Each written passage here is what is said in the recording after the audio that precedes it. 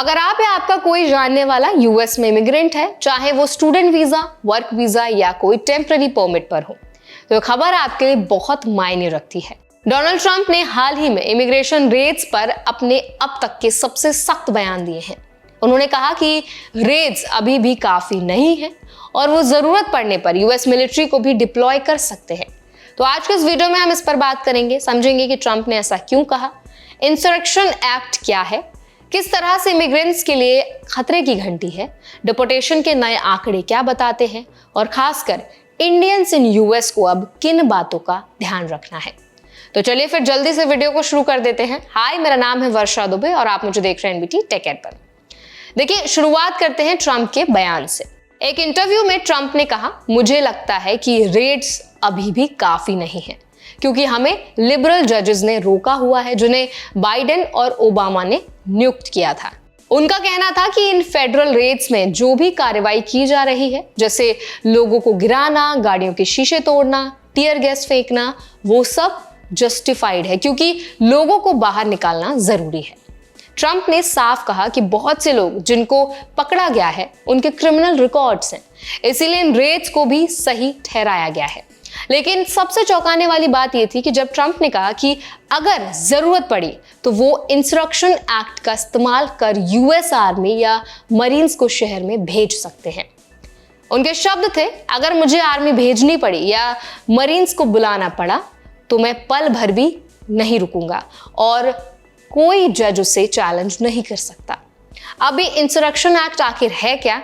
तो देखिए, ये एक पुराना कानून है जो किसी भी राष्ट्रपति को अधिकार देता है कि अगर किसी शहर या राज्य में लॉ एंड ऑर्डर बिगड़ जाए तो वो फेडरल मिलिट्री फोर्सेस भेज सकते हैं। आखिरी बार ये 1992 में इस्तेमाल हुआ था जब लॉस एंजलिस में राइट्स हुए थे। हालांकि इस बार स्थिति अलग है। कई लोकल ऑफिशियल्स और स्टेट गवर्नमेंट्स का कहना है कि इमिग्रेशन रेड्स के खिलाफ जो प्रोटेस्ट हो रहे हैं वो कंट्रोल्ड हैं, यानी अभी मिलिट्री की जरूरत नहीं है। लेकिन ट्रंप का ये बयान साफ दिखाता है कि एडमिनिस्ट्रेशन अब पहले से ज्यादा अग्रेसिव तरीके से इमिग्रेशन कंट्रोल करने के मूड में है। तो अब बात करते हैं डिपोर्टेशन की, यानी कितने लोगों को यूएस से निकाला गया। तो डिपार्टमेंट ऑफ होमलैंड सिक्योरिटी यानी कि डीएचएस के फ्रेश आंकड़ों के मुताबिक ट्रंप और होमलैंड सिक्योरिटी सेक्रेटरी के कार्यकाल में अब तक 5,27,000 से ज्यादा लोगों को डिपोर्ट किया जा चुका है। डीएचएस की असिस्टेंट सेक्रेटरी ने कहा कि अब तक 20 लाख से ज्यादा इलीगल एलियंस यूएस छोड़ चुके हैं, जिसमें 16 लाख ने खुद वॉलंटरी डिपार्चर लिया और बाकी 5 लाख से ज्यादा को डिपोर्ट किया गया। और ये तो बस शुरुआत है। उनका यह बयान बताता है कि आने वाले महीनों में और बड़े पैमाने पर डिपोर्टेशन हो सकते हैं। अब सवाल उठता है, इसमें इंडियंस कहां इंपैक्ट हो रहे हैं? तो इंडिया के फॉरेन मिनिस्ट्री ने पुष्टि की है कि जनवरी से सितंबर 2025 के बीच 2417 जो है इंडियंस को यूएस से डिपोर्ट किया गया है। इसमें ज्यादा वो लोग हैं जिनके वीजा एक्सपायर हो चुके थे या जिनके डॉक्यूमेंट्स में इररेगुलरिटीज पाई गई। इसीलिए अगर आप इंडियन हैं और यूएस में रहते हैं तो अब जरूरी है कि आप एक्स्ट्रा केयरफुल रहें। अपने visa, work permit, I-94 records और इमिग्रेशन पेपर वर्क को हमेशा अपडेटेड रखें। अगर आपका वीजा एक्सपायर होने वाला है तो एक्सटेंशन या स्टेटस चेंज के लिए समय पर अप्लाई करें, क्योंकि अब इमिग्रेशन ऑफिसर्स के पास डिस्क्रिशन काफी बढ़ गया है और वो किसी भी माइनर मिस्टेक पर भी एक्शन ले सकते हैं। अब आते हैं लोकल पुलिस के रोल पर। डीएचएस ने एक नया फेडरल प्रोग्राम शुरू किया है जिसमें लोकल पुलिस ऑफिसर्स को डेप्यूटाइज किया गया है ताकि वो इमिग्रेशन लॉज लागू कर पाए। इस इनिशिएटिव में अब तक 40 स्टेट्स के करीब 16,000 ऑफिसर्स जुड़ चुके हैं।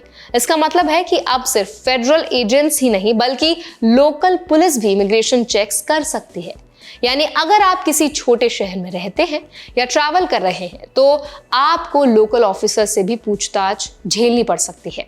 हालांकि कई राज्यों ने इस प्रोग्राम में हिस्सा लेने से मना किया है क्योंकि उन्हें डर है कि इससे रेशियल प्रोफाइलिंग बढ़ेगी और इनोसेंट लोगों को भी परेशान किया जाएगा। ट्रंप एडमिनिस्ट्रेशन का कहना है कि ये सब कदम होमलैंड सिक्योरिटी को मजबूत करने के लिए हैं। डीएचएस का बयान था, राइटर्स और सेंचुरी पॉलिटिशियंस हमें नहीं रोक सकते। आइस और सीबीपी अपना मिशन जारी रखेंगे उन लोगों को हटाने का जो अमेरिका में रहने का हक नहीं रखते। इस बयान से साफ है कि एडमिनिस्ट्रेशन प्रोटेस्ट या पॉलिटिकल प्रेशर से पीछे हटने वाला नहीं है और अगर रेड्स बढ़ती गई तो इंडियन इमिग्रेंट्स, खासकर जो स्टेटस रिन्यूअल या पेंडिंग वीजा केसेस में है, उन्हें खास सतर्क रहना होगा। आप समझते हैं कि इंडियन कम्युनिटी को इस स्थिति में क्या करना चाहिए। पहला, अपने सभी इमिग्रेशन डॉक्यूमेंट्स की वैलिडिटी चेक करें। दूसरा, किसी भी रैंडम कॉल या अननोन मैसेज में अपनी पर्सनल डिटेल शेयर ना करें, क्योंकि कई बार एनफोर्समेंट स्कैम्स भी चलते हैं। तीसरा, अगर आपको किसी लीगल नोटिस या इंस्पेक्शन कॉल मिलता है तो तुरंत किसी इमिग्रेशन लॉयर से सलाह लें।